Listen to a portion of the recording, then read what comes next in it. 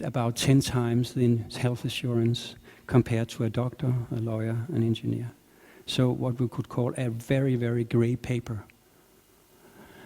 And this is the kind of person most people use as their dentist, what they can expect from that kind of consciousness, beingness. It's sad, because if you are such a victimized professional, you haven't got a lot of good cards in your bag to play with. The faculty is very poor. So it's no problem to use amalgams, even now. Even though in Denmark we phase out amalgam, yes. But we have still an annual high number of amalgam fillings done. And it's also agreed upon by the Danish Dental Association and Sundhedsstyrelsen, the health department. Interestingly enough, in the mouth, this amalgam filling is a proper material. It's okay, it's fine, it has its place. But the second I place with my pincet, take a little part of this and move it on my board with the instruments, it's become toxic material. And I don't want to touch it. It has to be carried in a container with a closed, sealed lid and with fixer, not even water, but fixer. So just a few fraction of a seconds before it was in the mouth, with the blessing of the societies of dentists and health professionals. So that's not science, that's dogma. So more and more people find out that they have other possibilities. So they go to the increasing amount of biological dentists in different parts of the world, also in Denmark. And in Denmark, we also have a society called DSUM, Dansk Selskab for Ortomolekylær Medicin, which have been part of for about 12-15 years, where doctors and dentists and a few other professionals meet quarterly to discuss, have invited lecturers, and inspire each other. And we have had, from a clinic, a world-leading clinic in Switzerland, we have had Thomas Rau presenting with his dentists their work at the Paracelsus clinic in Switzerland, eco-sponsored seminars, 3-day seminars in Tønder, a couple of years back, 3 years in a row. Huge inspiration for us in Denmark, and we at that point we hope to organize a similar situation with a clinic where doctors and dentists and other professionals work together. We haven't succeeded yet, but we can also exchange ideas from one clinic of dentists to a clinic of doctors.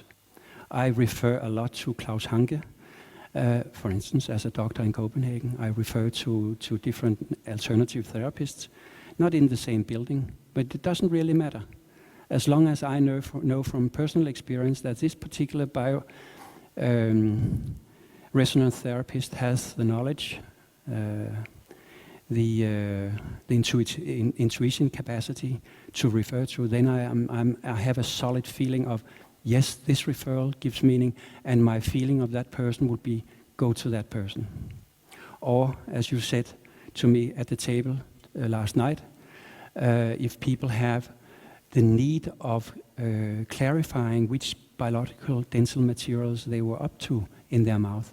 So we don't risk the fact that we take out the poison, yes, but we put in another, well, less poisonous, but still not all right material. So the Vega system, for instance, and other systems like that. Bianca told me last night you work in Aarhus and have people coming from a dear colleague of mine, Bent Christiansen here from Horsens, and help a lot of people in their way up to the amalgam exchange, choosing the right materials and detoxifying and having a nutritional plan that works all the way from the beginning and before and all the way after. So it's a safe procedure. It's liberating on many levels to make the right sincere choices where you prepare yourself really well. As they said at the conference in Colorado Springs in 88 and 89, to the people, don't run out of the door and have your fillings exchanged. That's not the way to go. Go on the net or whatever, make your right choice, go slowly, prepare yourself, feel that this is what you want to do, educate yourself, clarifying your purposes, tuning your willpower, and being ready to go when you have found the person that you feel in eye-to-eye with as a professional dentist, as well as an alternative therapist who can assist you on a similar level, life guides, for instance, right? It's a way of supporting the whole process because it involves all aspects of us. That's why I see a window to body, mind, and soul, or spirit. It does evolve the whole person. Talking about that, I would like to mention another situation where a person comes to the clinic, well-kept set of teeth and lifestyle, but four new big cavities in the mouth. Said, what have you experienced? And then she was crying, and the half or 3/4 of a year up to that date, her mother and her mother's sister had died, and she was in deep sorrow. There were 3 cavities in so-called long teeth, and 1 cavity in the upper left wisdom tooth, which is hard. So, often people in applied kinesiology relate stress of that kind, sorrow, to lung energy. So she was such a classical, and this all took place within, say, at most 3/4 of a year. When I told her that, something lifted, because then she had the bad conscience of having 4 new cavities in a good set of teeth. So I could say, well, this is a natural consequence of what you experience at the moment. It costs to have deep sorrow.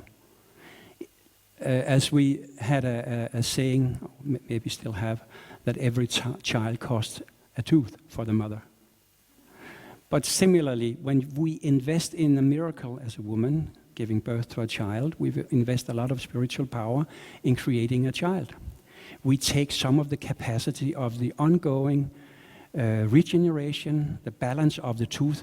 Also, do you degenerate or do you regenerate? So if we use all our power to create a miracle in our womb as a woman, we take some of the power away from the mouth. But this is that's another situation where sorrow is highly stressing this particular lady. And often when you lift that situation up to acknowledgement, you lighten up, because then the bad conscience leave you. And it's just like life. Sometimes you're being pushed and stressed, and then you just have to realize, okay, I notice, I want to heal, I want to go with my sorrow and embrace it and do with it what I want. But now I understand. And that's a good first step for healing to take place. So as possibly most of us know, even though it's called a silver filling, often the professionals in US at conferences, they say silver filling, it's only silver. So there were doctors coming to those kind of conferences, having been practicing doctor or medicine for maybe a decade, being schooled at the universities, that didn't have a clue that over 50% of a silver filling was mercury. So far. So here we have the person again doing a little of the mixing compositions. But also over the years, even though the gold crowns it's an alloy, and you have low precious gold crowns like you find them in the Eastern European countries or Hong Kong or other places, and you have the biogold alloys that you can have from Germany. So you ensure yourself as a dentist and a client that when you change a person's tooth with an amalgam filling and it's need a crown, then you don't throw in another, say, high or low precious metal that this person will have intolerance reactions to the rest of his or her life. So get your material on the right spot, on the right level. So this is just what you actually can find of the ingredients in a so-called gold crown. Even porcelain crowns, even though they look light and bright, they have ingredients as you see. I have to speed up a little bit. Here we have the different immune reactions on the different dental materials, and aluminum is way up there. Sometimes people come, and this is some years back, where they have a temporary crown in aluminum, and they have a gold crown in the same mouth. And I can imagine, or maybe you can imagine, with the saliva as electrolyte, you have a huge current battery exactly in the mouth. And in a little while you'll see why, because I have some slides showing that they are in each end of the electromotive series. But look at that, if you sum up the quicksilver, the copper, the tin, and the silver, all those percentages, you have a sum of stress leaking out every second of the battery called amalgam filling. Even this looks nice. We don't really know what this particular dentist put in. So that's where I just repeat my point, that we have to be careful with the choice of composites. There are different composites on the market, and we have to make clear, and you can use the Vega tester, applied kinesiology, serum test. Hal Huggins used serum test a lot in those decades he were active in Colorado Springs. You can also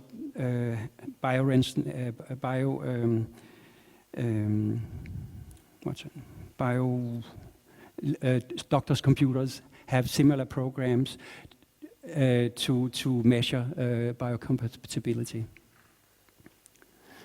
Even the dentures, the acrylic, has ingredients that we have to consider, and they are now being low allergic or better tolerant materials on the market to create our dentures. Often we see different crowns and amalgam fillings, and when we see amalgam fillings on the right side here with a very high corrosion, we know, or I know, that this will create a very high reading. It's giving off a lot of metal ions, foremost the mercury ions. And that could be a question, does it come out of fillings? And yes, it does. And when you let researchers look at the consequence at the tip of the roots, you find that when you have a gold crown on top of a tooth with an amalgam filling, and you keep the rest of the part being topped by the gold crown, including the amalgam filling, you find up to over 1,200 micrograms per gram bone tissue, and this is way over where the bone cells die. So you have a total dead zone over such or under such a situation with a gold crown on top of another alloy with a little thin cement layer in between. It's a battery within the same tooth. But even with the so-called normal amalgam fillings, you have often a few hundred microgram mercury per gram bone tissue, and it takes 1 microgram metal ion to create, eliminating the osteoblastic activities, which means the regenerative power of the bone structure. So a dead zone being communicated to the whole body is the consequence. So when we clean up this, the lymph activities, the other detoxing activities and qualities can actually over time empty the residue in the bones, in the fat tissue, many places in the body, in the brain, the kidneys, the liver. But it takes a while, and it also depends on the well-timed program, the choice making, the sequence, the timing, the proper lifestyle changes, relaxation techniques, meditational techniques. It all comes to a movement that takes time. Again, this guy. And mercury vapor.